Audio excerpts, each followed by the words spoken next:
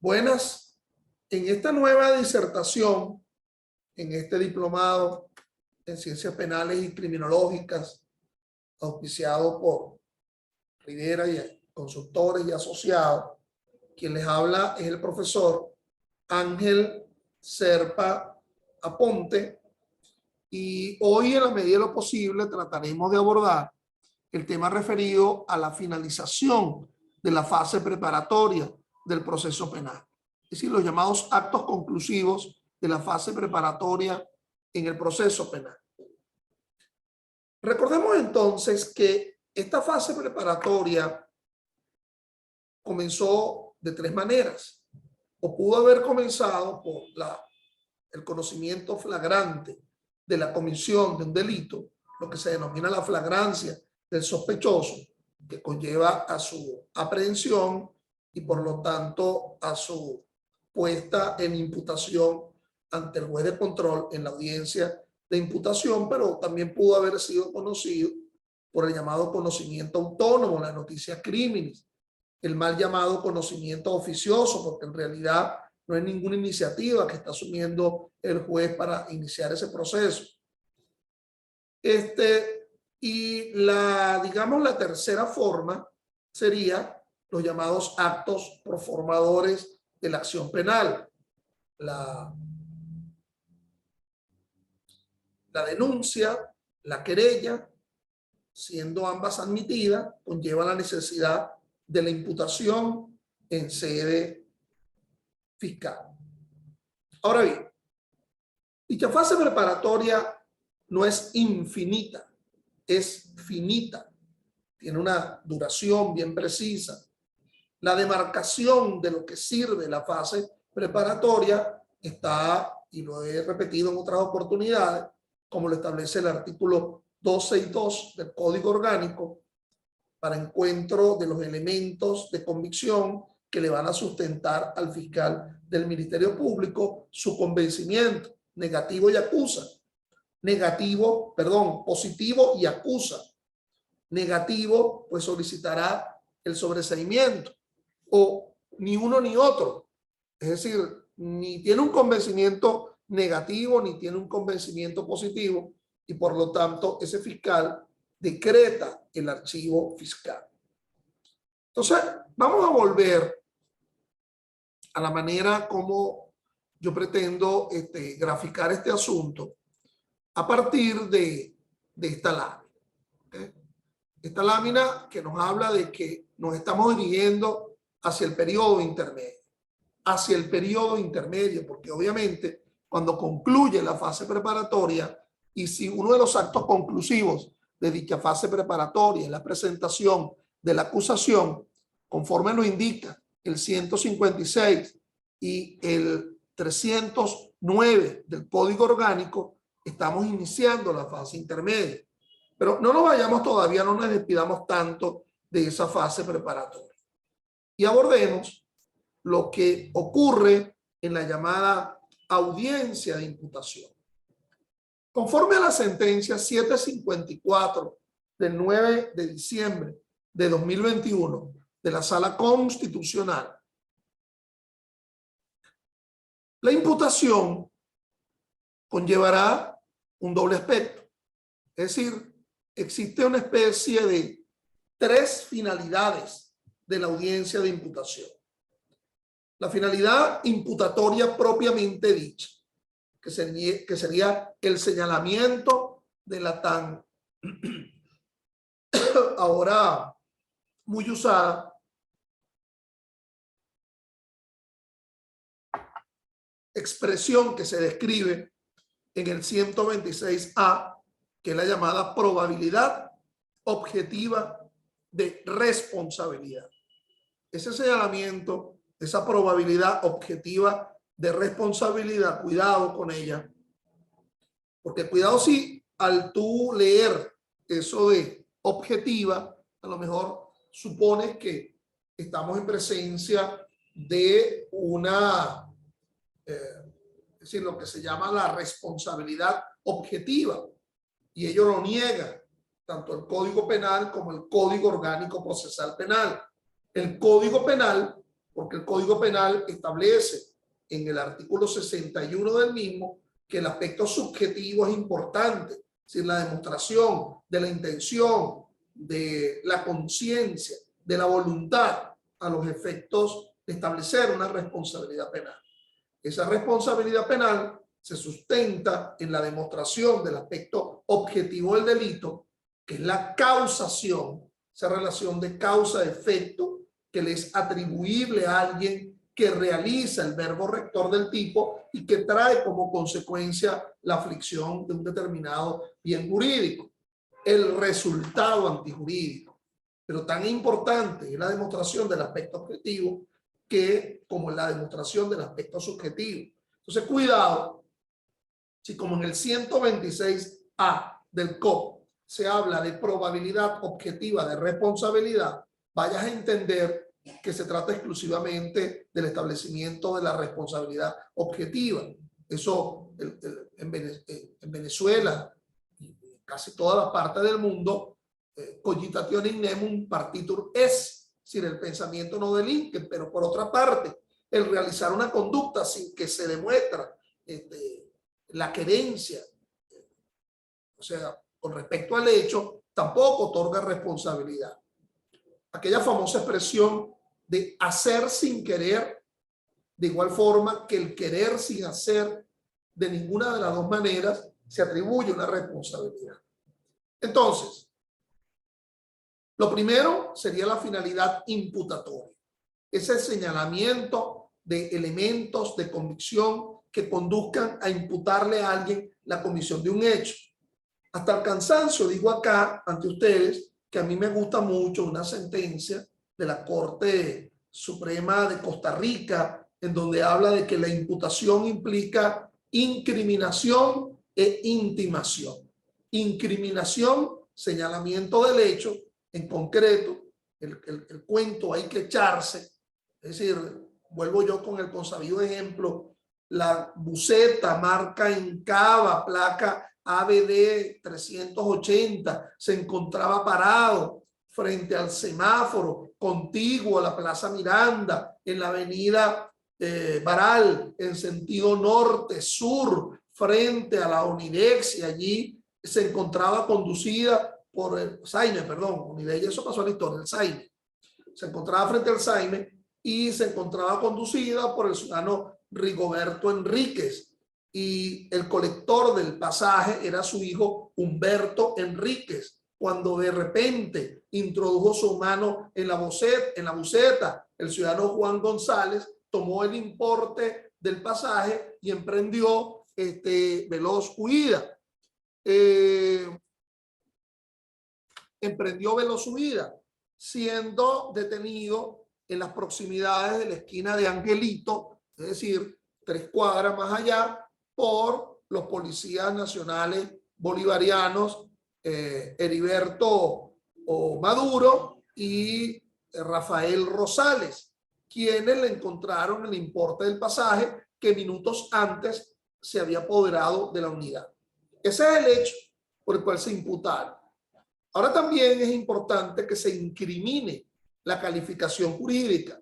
Ese fiscal señalando que ese hecho configuraría, qué sé yo, hurto de viajero o asalto a transporte público.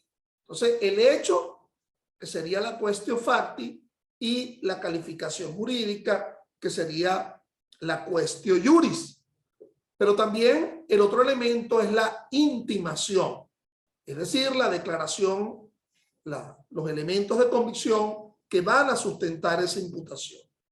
Las declaraciones de las 3 señoras que se encontraban en la unidad, Servilia, Olga y Malula, quienes no siendo ni parientes de la víctima ni del victimario, manifestaron este hecho, más la declaración de los policías que en sede fiscal la rindieron, es decir, el ciudadano Rosales y el otro funcionario policial, quienes afirman el encuentro de el victimario.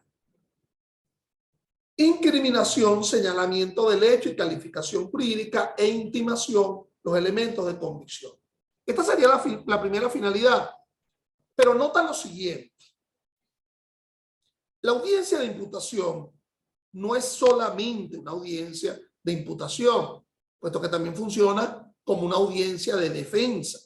Es decir, sería la primera oportunidad en donde se podría invocar ese 264 del Código Orgánico Procesal Penal, la solicitud de diligencia de investigación. A lo mejor eso se podría realizar en sede fiscal, pero lo que no podría realizarse en sede fiscal es anular la propia imputación, puesto que quien anula una imputación son los jueces. La facultad anulante no les da, como lo establece el 179, 180, a los fiscales del Ministerio Público como titular de la acción penal. La facultad anulante de actos de investigación le corresponderá al juez de control. Y fíjate que la audiencia no se está realizando ante el juez de control.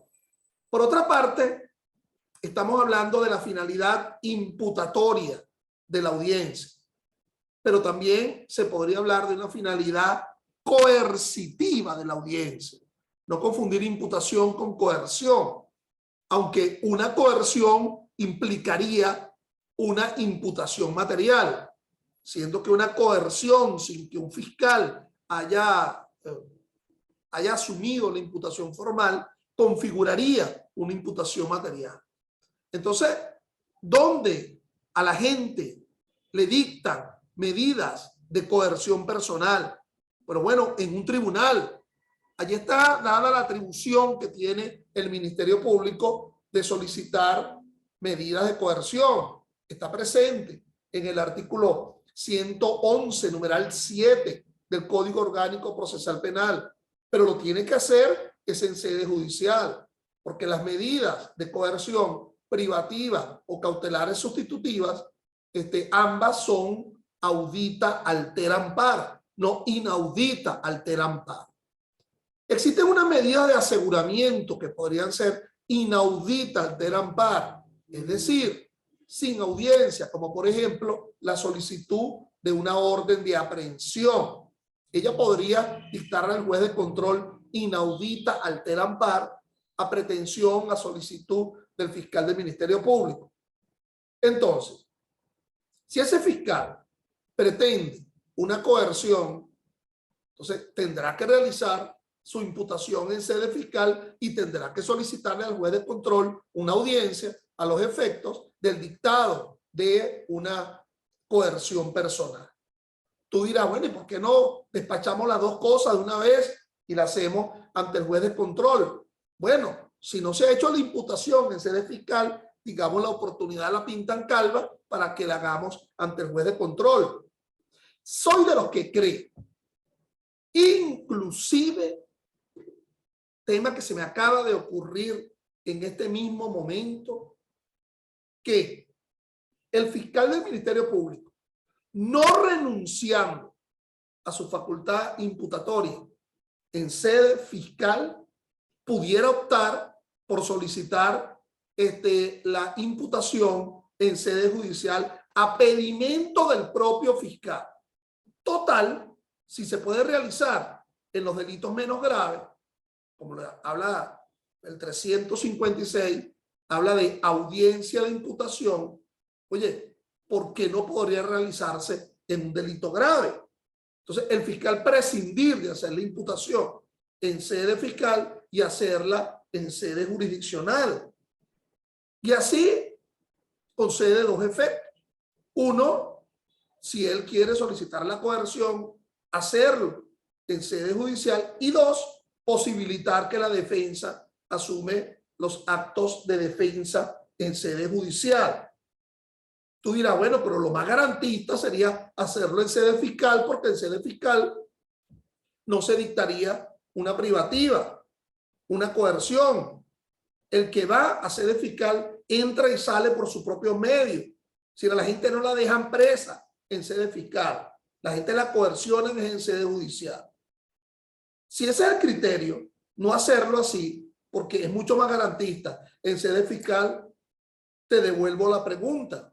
¿Y quién te ha dicho que aun cuando la imputación sea en sede fiscal, el fiscal del Ministerio Público no pueda ir ante el Tribunal de Control a solicitar su medida de coerción personal?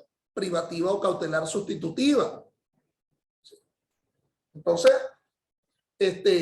ello pudiera ocurrir. Claro que la va a tener muy cuesta arriba ese fiscal del Ministerio Público cuando, hipótesis, por ejemplo, cuando el propio procesado, por su propio medio, sabiendo que lo van a imputar, acude a sede fiscal y allí indica, bueno, que quiere conocer la causa y se aprovecha y se imputa.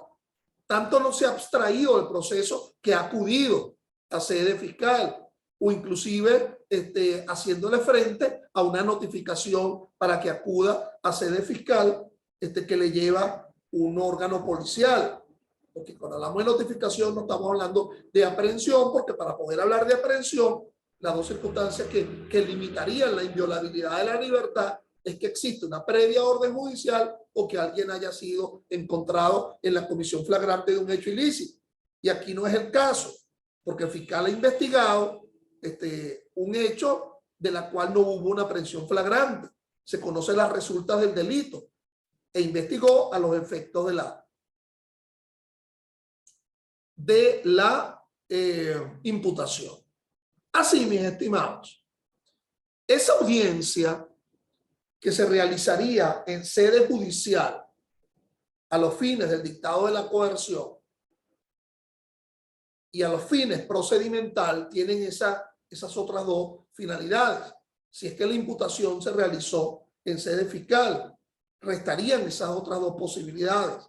Uno, el dictado de la orden, el dictado de la medida de coerción personal, privativa, preventiva de libertad, como lo describe el 240 del COP, o una medida cautelar sustitutiva, como lo describe el 242 del Código Orgánico Procesal Penal. Y la tercera finalidad sería la finalidad procedimental. En esa finalidad procedimental es que sabemos cuál va a ser el desarrollo de ese proceso a futuro. Imaginémonos que la imputación de buena lid fue en sede judicial, porque el delito se cometió de forma flagrante, o es un delito menos grave, o se trata de la ejecución de una orden de aprehensión requerida ante el juez de control por el fiscal por no haberse dado la imputación en sede fiscal. En esos casos, el fiscal dirá si el delito por el cual está imputando es delito conocido de forma flagrante, que se acoge al procedimiento especial o abreviado por flagrancia. Al manifestar al fiscal eso, él está quitándose una fase procesal, está amputando una fase procesal. Disculpen, ¿qué fase sería esa? La fase intermedia, porque él está, al solicitar el procedimiento abreviado por flagrancia, él está queriéndole decir al juez: yo tengo ya todos los elementos en la mano, aquí fue el encuentro flagrante de un hecho ilícito y por lo tanto yo voy a presentar mi acto conclusivo directamente ante el tribunal de juicio. A lo mejor eso se conoció de forma flagrante, pero el fiscal decide no hacerlo. Él dirá: a pesar de que esto fue conocido de forma flagrante, yo me acojo al procedimiento ordinario, solicito el procedimiento ordinario, porque quiero seguir investigando. Es decir, no me basta con los elementos encontrados en la comisión flagrante del hecho.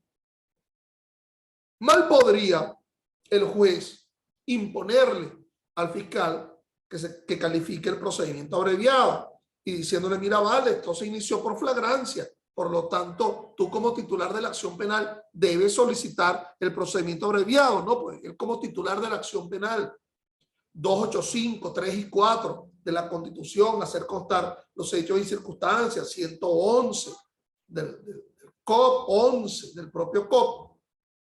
Entonces, él es quien sabe la robustez o no de los elementos de convicción que le permitirán sustentar un acto conclusivo. Entonces, fíjate, finalidad imputatoria. finalidad coercitiva y finalidad procedimental. Entonces, ojo que esa audiencia de imputación mucho tiene que ver con, en primer lugar, de cómo se inició el delito, y en segundo lugar, tiene mucho que ver con el tipo de delito que se está imputando. Aquí coloco yo doble finalidad, pero en realidad es triple. La cautelar, el dictado de la privativa o de la cautelar sustitutiva, privativa 240, cautelar sustitutiva 242 del Código Orgánico Procesal Penal, y la llamada finalidad procedimental, saber qué tipo de procedimiento se va a adoptar a renglón seguido. Si es el procedimiento ordinario con sus buenas 4 fases procesales o es alguno de los procedimientos especiales. Por ejemplo, el procedimiento por delito menos grave o el procedimiento por flagrancia. Si se califica, si el fiscal lo solicita, que se califique el procedimiento abreviado por flagrancia, entonces la remisión directa de la causa ocurrirá ante el tribunal de juicio, quien deberá ese fiscal del Ministerio Público presentar ante el tribunal de juicio de 10 a, es decir, ante el tribunal de juicio, quien deberá fijar el inicio de la audiencia de juicio de 10 a 15 días hábiles con posterioridad a la recepción del acto conclusivo. En realidad estamos hablando de 10 días. Déjenme de alguna forma corregir ahorita mismo la lámina, porque en realidad con la reforma del Código Orgánico Procesal Penal, estamos hablando, ya va, déjenme 2 segundos acá, sería de 5 a 10 días hábiles. De 5 a 10 días hábiles. Entonces, esa es la manera como voy a poner acá compartir pantalla, y entonces vamos a retomar este asunto en el sentido que, ya va, disculpen que acá, okay.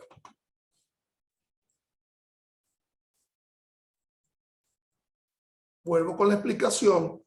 Si se tratare de el procedimiento por delito flagrante, el acto conclusivo se presentará directamente ante el tribunal de juicio, quien tendría que fijar el inicio de la audiencia de juicio de 5 a 10 días hábiles, tal cual se verifica pues en la reforma del Código Orgánico Procesal Penal en septiembre de 2021. Esa reforma de ese artículo es la reforma del artículo 315 de dicho Código Orgánico Procesal Penal, el artículo 315. Y también el artículo pues 300,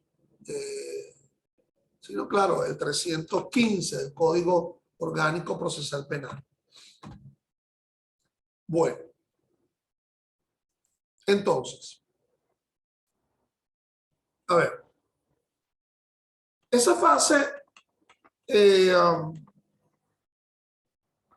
fase preparatoria pues debe concluir de alguna manera, y el propio código establece los llamados actos conclusivos de la fase preparatoria, ¿okay? Los llamados actos conclusivos de dicha fase preparatoria.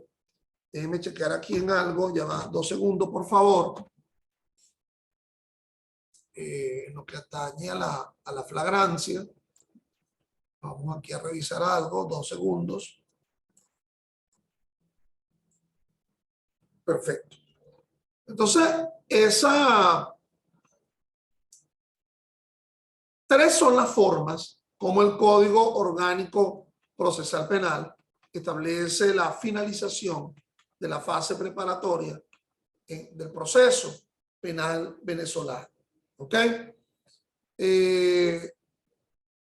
Ya yo sabía que había algo que se me había quedado un tanto aquí en el tintero. Me van a disculpar. Un segundo, por favor. 2 segundos. Que me confundí un tanto porque en realidad el procedimiento se mantiene similar en cuanto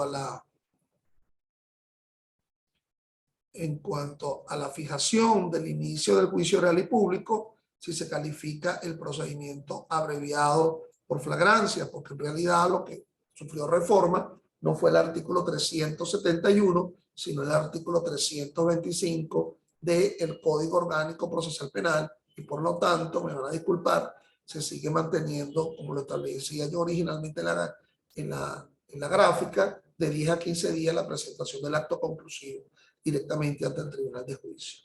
Pero vamos a volver a lo que nos ocupa. Lo que nos ocupa en este momento son los actos conclusivos de la fase preparatoria. En realidad, mis estimados, existen dos tipos de investigación. Una investigación pre-imputación,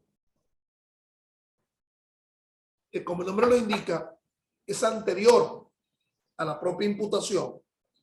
Por ejemplo, esas 48 horas entre el sospechoso, fue el sospechoso aprehendido en la comisión flagrante de un hecho ilícito, no son 48 horas ociosas, sino mucha actuación de investigación pudiera allí realizarse.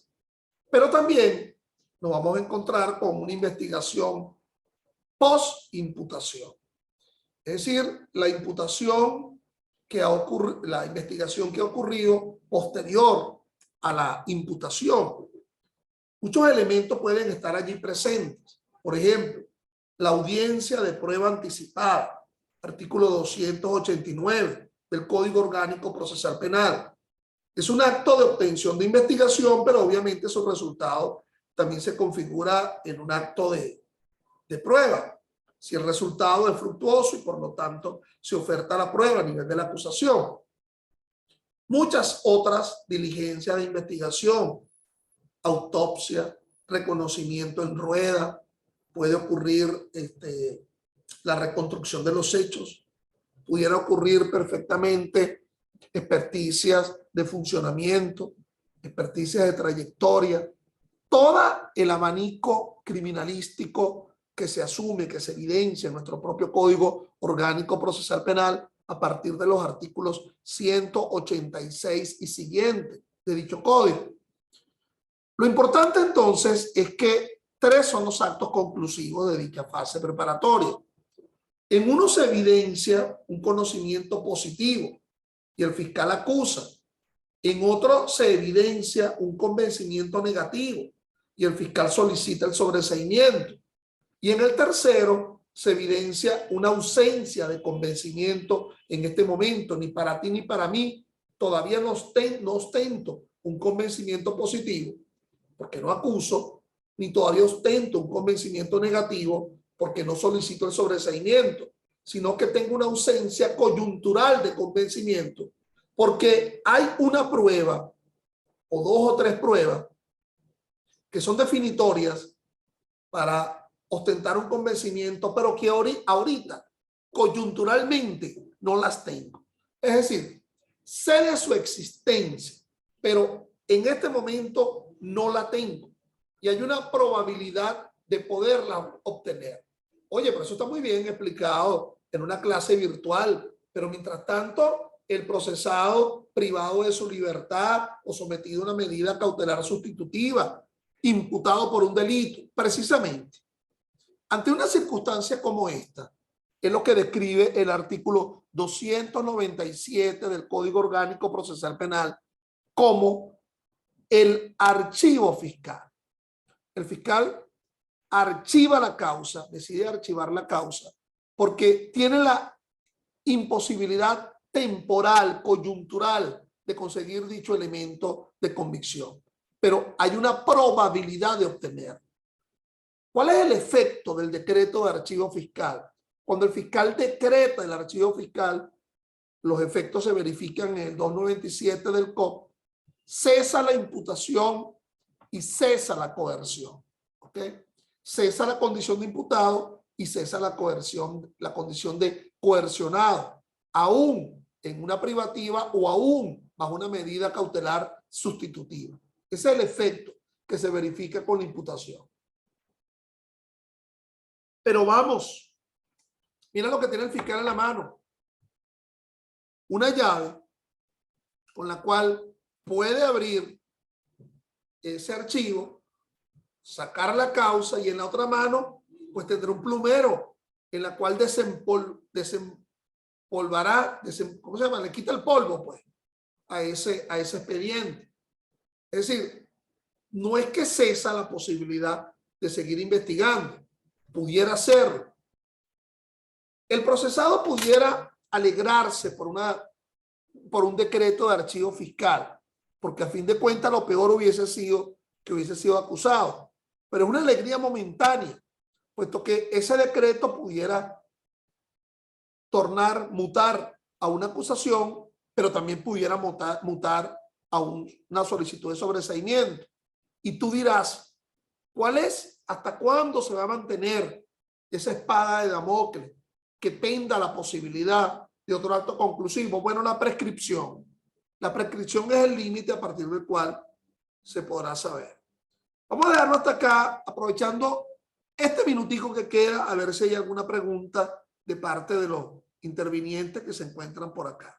Nos vemos entonces, Dios mediante, el viernes. Gracias.